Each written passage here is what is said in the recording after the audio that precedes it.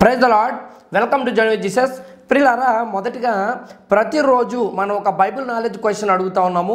దాని ఆన్సర్ని మీరు అందరూ కూడా కామెంట్ సెక్షన్లో కామెంట్ చేస్తూ ఉన్నారు. అయితే ఈరోజు ప్రశ్న ఏమిటంటే, ఏలియాకు, ప్రవక్త అయిన ఏలియాకు ఆహారాన్ని తీసుకొని వచ్చిన పక్షి ఏది? ఏలియాకు ఆహారము తీసుకొని వచ్చిన పక్షి ఏది? సమాధానాన్ని ఖచ్చితంగా కామెంట్ సెక్షన్లో కామెంట్ చేసే ప్రయత్నం చేయండి. అలాగే అది ఎక్కడున్నదో వాక్య భాగము రిఫరెన్స్ మీకు తెలిస్తే రిఫరెన్స్ను కూడా కామెంట్ చేసే ప్రయత్నం చేయండి. అయితే మరి అసలు వాక్య జ్ఞానంలోకి వెళ్ళే ముందు ఒక చిన్న విన్నపం ఏమిటంటే, ఖచ్చితంగా ఈ వీడియోని లైక్ చేయండి. ఎందుకంటే ఈ వీడియో లైక్ చేయటం ద్వారా యూట్యూబ్ దీంట్లో కంటెంట్ బాగుందని చెప్పి ఇంకా అనేక మందికి ఇది ఇంప్రెషన్స్ పంపించడానికి తీసుకెళ్ళడానికి అవకాశం ఉంటుంది. కాబట్టి ఖచ్చితంగా లైక్ చేయటం మర్చిపోకండి. అలాగే ఈ ఛానల్ను సబ్స్క్రైబ్ చేసుకునే ప్రయత్నం చేయండి. ఎందుకంటే సబ్స్క్రైబ్ చేసుకోండి, దానికి మీకేం ఖర్చు అవ్వదండి. ఇప్పుడు ఎవరన్నా ఒక దైవజనుడు ఫోన్పే నెంబర్ ఇచ్చి, గూగుల్ పే నెంబర్ ఇచ్చి మాకు డబ్బులు పంపండి అని చెప్పారనుకోండి, వెంటనే మీరు ఫోన్లో ఓపెన్ చేసేసి పంపేస్తూ ఉంటారు డబ్బులు. మనం ఏమన్నా డబ్బులు అడుగుతూ ఉన్నాం, ఆ డబ్బులు అడగట్లేదండి, మీరు చేయగలిగిందే అడుగుతూ ఉన్నాం. మీకు పైసా ఖర్చు లేనిది లైక్ చేయండి, ఖచ్చితంగా ఛానల్ని సబ్స్క్రైబ్ చేసుకోండి. అలా చేసుకున్నట్టు ద్వారా అనేక మందికి ఈ వీడియోలు వెళ్ళటమే కాక దేవుడి రాజ్య సువార్తలో మేము ఏదైతే సువార్త ప్రకటిస్తాం ఉన్నామో మీరు కూడా అందులో పాలిభాగస్తులు అవుతారు. దాని తాలూకా ఆశీర్వాదంలో మీకు కూడా భాగం ఉంటుంది, దేవుడు భాగం ఇస్తాడు. ఎందుకంటే మీకు ఆ కార్యక్రమం చేయటం ద్వారా అనేక మందికి ఈ సందేశాలు వెళ్తూ ఉన్నాయి. కాబట్టి ప్రియులారా, అందరికీ వందనాలు. ఇక మన ధ్యానాంశంలోనికి వెళ్ళినట్టయితే ఈరోజు మన ధ్యానాంశము, నీ శత్రువే నీ బలమైతే. నీ శత్రువే నీ బలమైతే. మన అందరం కూడా శత్రువుల్ని ఏమనుకుంటామండి? బలముగా ఎంచుతామా, బలహీనతగా ఎంచుతామా? బలహీనతగా ఎంచుతాం. శత్రువు ఉండాలా వద్దా అంటే ఏం చెప్తామండి? టక్కమని, అయ్యి బాబాయ్ నాకు ఎవరు శత్రువులు వద్దు, ఏ శత్రువు లేకుండానే జీవించడం ఉత్తమము అన్న అభిప్రాయాన్ని మన అందరం కూడా కలిగి ఉంటాం. అయితే ఈరోజు వాక్య ధ్యానంలో శత్రువుని మనము కలిగి ఉండటం అది బలహీనత కాదు, అది బలము అనే సందేశాన్ని మనం తెలుసుకుందాం. ఏ రకంగా బలమో, శత్రువు ద్వారా మన ఆధ్యాత్మిక జీవితం ఏ రకంగా మెరుగుపడుతుందో మనము మున్ముందు ఆ వివరాలలోకి వెళ్ళి క్లియర్గా అన్వేషించే ప్రయత్నం చేద్దాం. మొదటిగా బైబిల్లో నుండి న్యాయాధిపతుల గ్రంథము 2వ అధ్యాయము 21 నుంచి 23 వచనాలు, అలాగే 3వ అధ్యాయము 1 నుంచి 4 వచనాలు నేను చదువుతాను. న్యాయాధిపతులు 2వ అధ్యాయము 21 నుండి 23, అలాగే 3వ అధ్యాయము 1 నుంచి 4 వచనాలు. గనుక నేను నియమించిన విధిని అనుసరించి వారి పితరులు నడిచినట్లు వీరును యెహోవా విధిని అనుసరించి నడుచుదురో లేదో ఆ జనము వలన ఇజ్రాయేలీయులను పరిశోధించుటకై యెహోషువ చనిపోయిన కాలమున శేషించిన జనములలో ఏ జనమును వారి ఎదుట నుండి నేను వెళ్ళగొట్టను.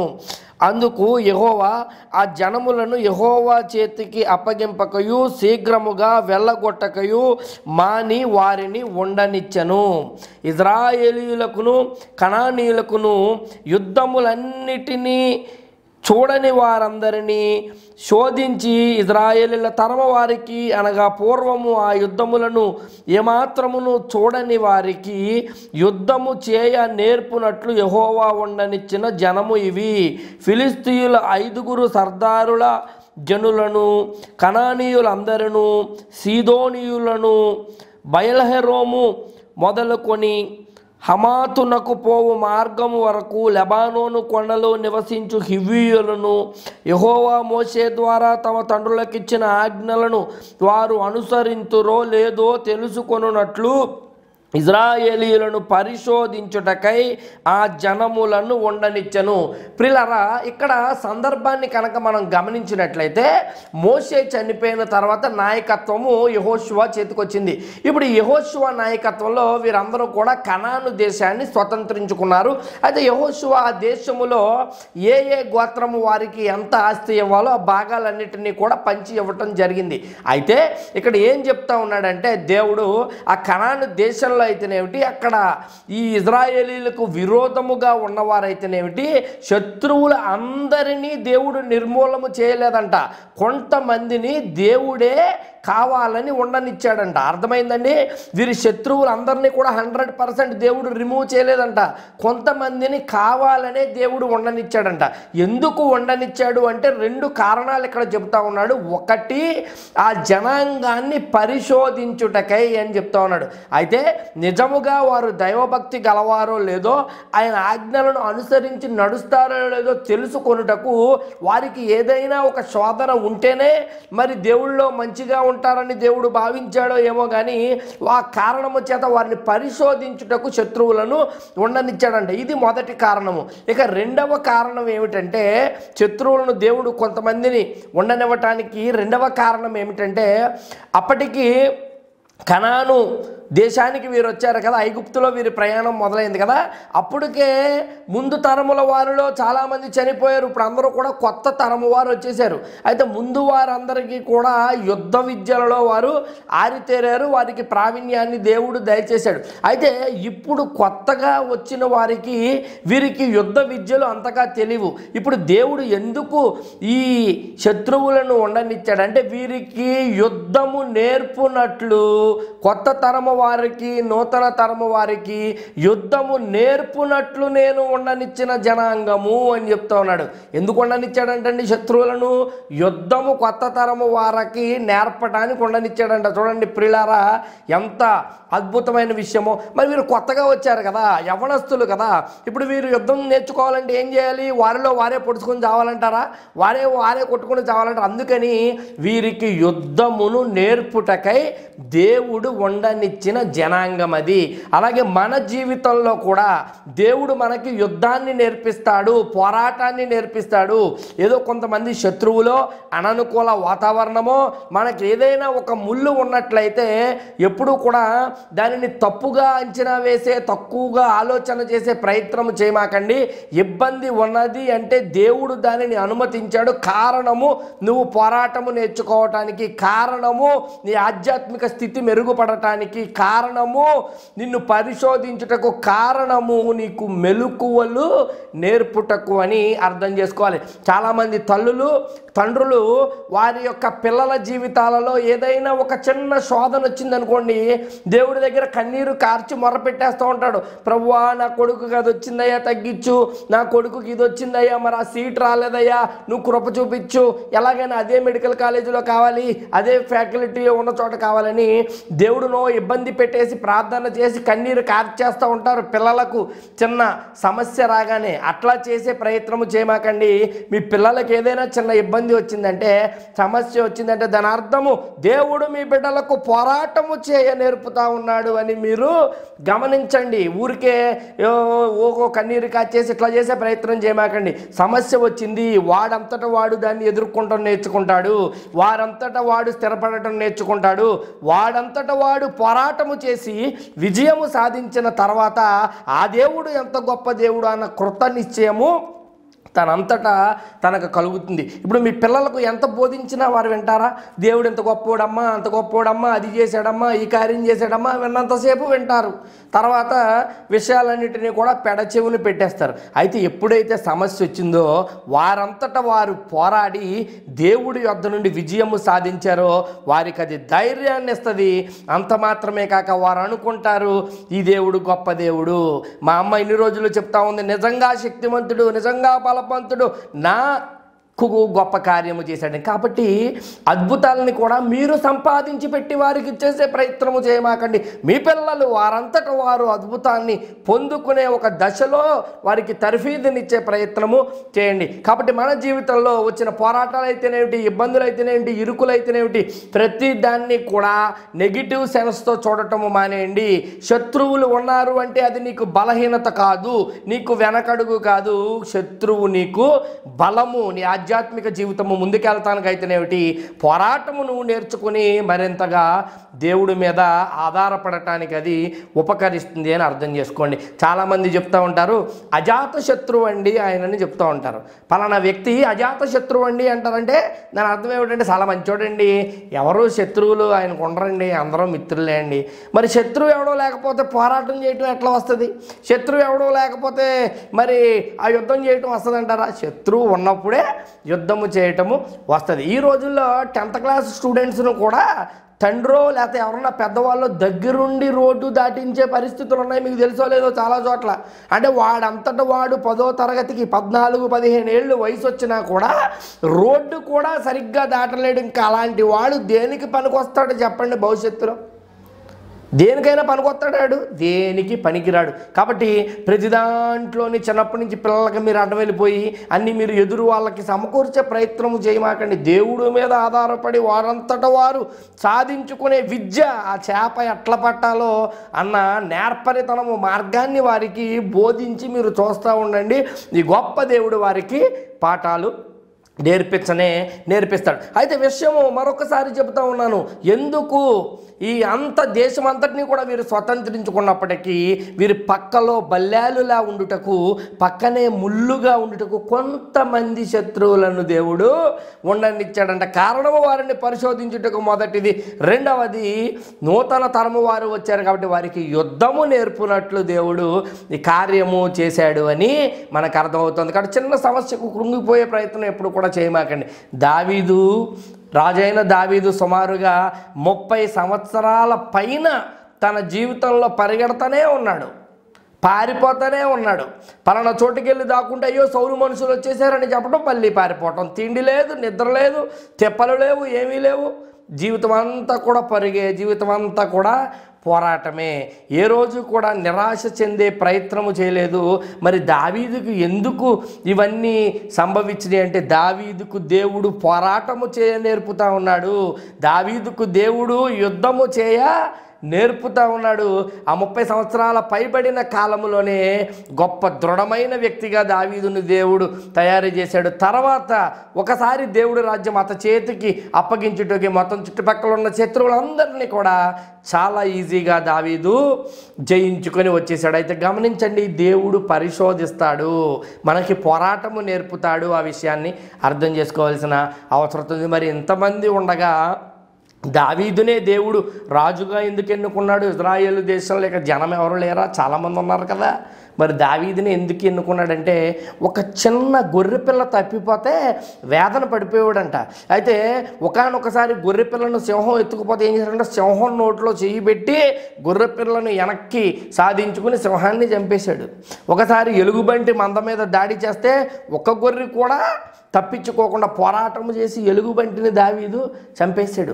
దేవుడు అనుకున్నాడు, ఒక్క గొర్రె కొరకే ఇంత ప్రాణం పెడతా ఉన్నాడే, ఒక్క గొర్రె కొరకే ఇంత ప్రాణానికి తెగించి పోరాటం చేస్తూ ఉన్నాడే, ఎలుగుబంటితో పోరాడుతూ ఉన్నాడు, ఖడ్గ మృగాలతో పోరాడుతూ ఉన్నాడు, ఒక్క గొర్రె కూడా పాడైపోకుండా ఇంత ప్రయాస పడతా ఉన్నాడే, ఇంత ప్రాణత్యాగానికి కూడా సిద్ధపడి పోరాటము చేస్తూ ఉన్నాడే, నా గొర్రెలైన ఇజ్రాయేలీలను అప్పగించుటకు వీడే సమర్థుడు అని ఎవరు భావించారు? తండ్రి అయిన దేవుడు భావించాడు. కాబట్టే దావీదును గొర్రెలు కాసుకునేవాడిని రాజుగా చేయటానికి అంగీకరించాడు. అయితే పోరాటాలు వచ్చినాయి, ఇబ్బందులు వచ్చినాయి, శత్రువులు ఉన్నారు, కానీ శత్రువులు బలహీనతగా మారలేదు. ఈ యొక్క రాజు అయిన దావీదుకు ఎట్లా మారారు? వారు బలముగా మారటం జరిగింది. ఒకానొక చోటికి దావీదు తన తర్వాతి రోజులలో మహానయీము అనే చోటికి వెళ్ళినప్పుడు షిమి అనే వ్యక్తి దావీదును శపిస్తాడు. ఎందుకు శపిస్తాడంటే ఈ షిమి కూడా ఒక బెన్యామీనీయుడు.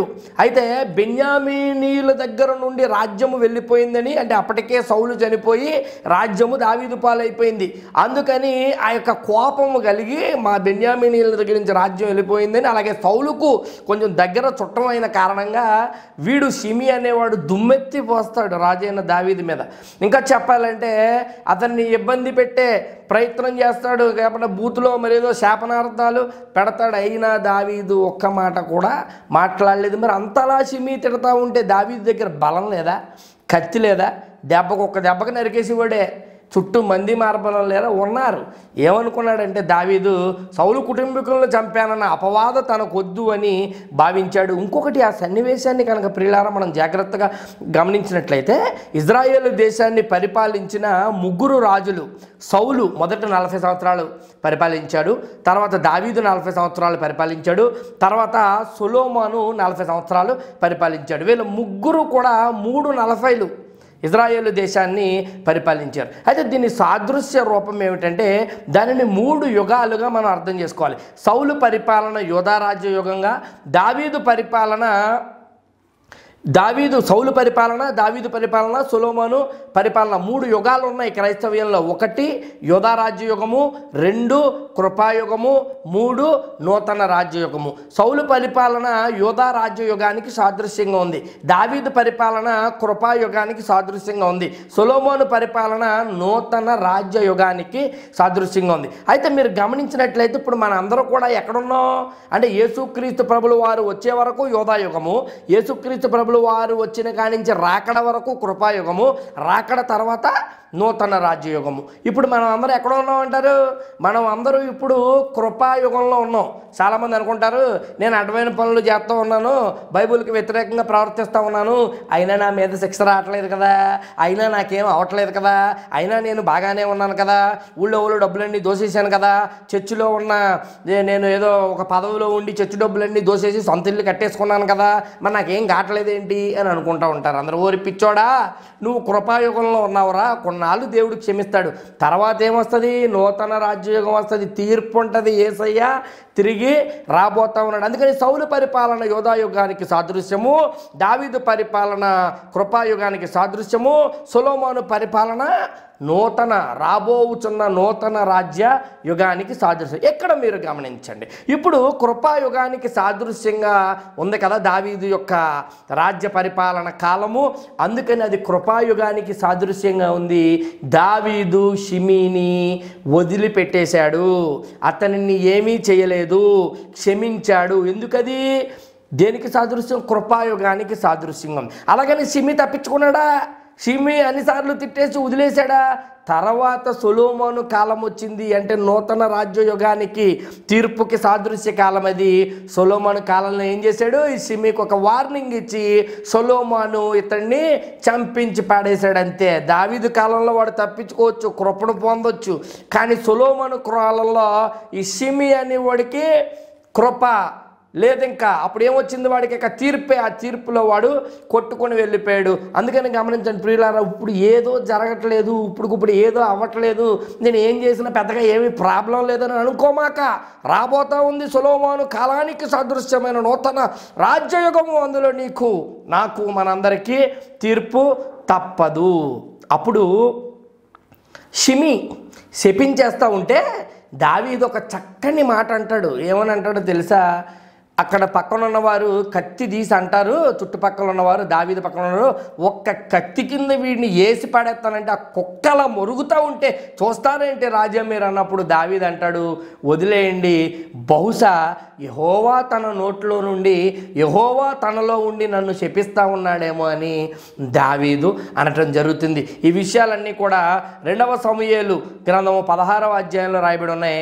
దావీదు అన్నాడు, విడిచిపెట్టండి, బహుశా యెహోవాయే అతనిలో ఉండి నన్ను దూషిస్తూ ఉన్నాడేమో, అతనిలో ఉండి నన్ను అతడు గాయపరిచే ప్రయత్నం చేస్తూ ఉన్నాడేమో. దావీదు విడిచిపెట్టేశాడు, ఎందుకంటే కృపాకాలానికి సాదృశ్య రూపముగా దాన్ని మనం అర్థం చేసుకోవాలి. ఇంతకుముందు నేను మీకు చెప్పే ప్రయత్నం చేశాను. అందుకని దావీదు యొక్క షిమిని విడిచిపెట్టేయటము జరిగింది. కాబట్టి దావీదు ఇబ్బందులు పడ్డాడు, ఇరుకులలో ఉన్నాడు, చాలా సంవత్సరాలు శోధన అనుభవించాడు, పోరాటాలు, యుద్ధాలు అతని జీవితంలో జరిగినాయి. ఎందుకు అంటే దావీదు మరి గొప్పగా బలము పొందుటకు, మరి గొప్పగా శక్తి పొందుటకు, మరి గొప్పగా ఇజ్రాయేలు దేశాన్ని పరిపాలించటానికి కావలసిన అవసరమైన శక్తియుక్తులను, బలాన్ని దేవుడు దావీదుకు ఇచ్చాడు. ఈ సత్యాన్ని మనం గమనించాలి. కాబట్టి ప్రియులారా, ఏదైనా చిన్న శోధన వచ్చిందంటే అయ్య బాబోయ్ అని చెప్పేసి కంగారు పడిపోమాకండి. ఏదైనా చిన్న ఇబ్బంది వచ్చిందండి, కొంతమంది ఉంటారండి, ఏదైనా చిన్న ఇబ్బంది వస్తే చాలు గొల్లి కేకలు పెట్టేస్తుంటారు అంతే. ఓ పెద్ద పెద్ద కేకలు వేసేస్తుంటారు, ప్రభువా ప్రభువా ప్రభు. చిన్నదానికే కర్రను చూసి కూడా పావు అనుకుంటారు, అది కర్రే. ఒకరోజు నువ్వు ఓపికగా ఉన్నావంటే అదేంటో నీకు అర్థమయ్యే ప్రయత్నించు. ఇప్పుడు గమనించండి, ఈరోజు కష్టం వచ్చింది, రేపు కష్టం ఉంటుందా? ఎల్లుండి ఉంటుందా? ఉండదు. రేపు ఎల్లుండి మళ్ళీ సుఖం వస్తుంది. పోనీ ఈరోజు చక్కగా సుఖంగా ఆనందంగా మనం ఉన్నాము, రేపు ఎల్లుండి కష్టము రాదని నువ్వు గ్యారంటీ ఇవ్వగలవా? రాదు, దానికి గ్యారంటీ ఉండదు. ఇప్పుడు కష్టం ఉంది, రేపు సుఖం వస్తుంది, రేపు సుఖం వచ్చింది కదా అని చెప్పి అది శాశ్వతంగా ఉండదు. అవతలేళ్ళుండి మళ్ళీ కష్టం వస్తుంది, మరలా సుఖం వస్తుంది. ఇదంతా కూడా ఒక సైక్లికల్ ప్రాసెస్, జీవితంలో ఉన్న ప్రాసెస్. దానికి కంగారు పడిపోయే క్షమించండి ప్రయత్నము ఏమాత్రము చేయకండి. ఇప్పుడు పగలు కొంతసేపు ఉంటే రాత్రి వస్తుంది, అయ్యో రాత్రి వచ్చేసింది అని ఎడుతూ కూర్చుంటారా? 12 గంటలు ఓపిగ్గా కూర్చుంటే ఏమైపోతుంది? మళ్ళా తెల్లవారుతుంది, మళ్ళా సూర్యుడు వచ్చేస్తాడు, మళ్ళా వెలుగు వచ్చేస్తుంది. అలాగే మనం కష్టాలలో ఉన్నప్పుడు, ఇబ్బందులలో ఉన్నప్పుడు ఏం చేయాలి? భగవంతుడికి మరింత దగ్గరగా ఉండాలి, దేవుడికి మరింత దగ్గరగా మారి విజ్ఞాపన ఉపవాస ప్రార్థనలతో ఆయనకి మరింత చేరువయ్యే ప్రయత్నం చేయాలి. ఎందుకంటే కామ్గా ఉండాలంతే. కష్టం పోవాలి అని ప్రార్థించే కంట, ప్రభువా ఈ కష్టాన్ని తట్టుకునే శక్తి నాకు ఇవ్వు అని ప్రార్థన చేస్తే చాలా ఉపయోగంగా ఉంటుంది. అలాగే దీని వలన నువ్వు నాకు ఏ పాఠము నేర్పించదలుచుకున్నావో మరి తొందరగా నేను అవగతము చేసుకొనుటకు నాకు కృప చూపించు అని ప్రార్థన చేస్తే ఇంకా బాగుంటుంది. కాబట్టి దేవుడు ఏం చేశాడంటే శత్రువులందరినీ నిర్మూలన చేసేసిన, వీరికి కనాను దేశం అనే వాగ్దాన దేశాన్ని ఇచ్చేసిన, కొద్దిమంది శత్రువులు మాత్రం ఉండనిచ్చాడంట. ఒకటి, వారిని పరిశోధించుట కంట. 2, కొత్త తరము వారు వచ్చారు, పిల్ల సన్నాసులు, కుర్ర సన్నాసులు. వారికి యుద్ధం రాదు కాబట్టి వారు యుద్ధము చేయ నేర్చుకోవటానికి వారిని ఉండనిచ్చాను అని దేవుడు చెప్పాడు. కాబట్టి సమస్యే. కాబట్టి ఎక్కువ దాని గురించి ఆలోచన చేసే ప్రయత్నం చేయమాకండి. అది బలహీనత కాదు, బలం. ఈ సమస్య కాలంలోనే నువ్వు సువర్ణము వలె యేసు ఎదుట నిలబడుటకు నీకొక అవకాశం.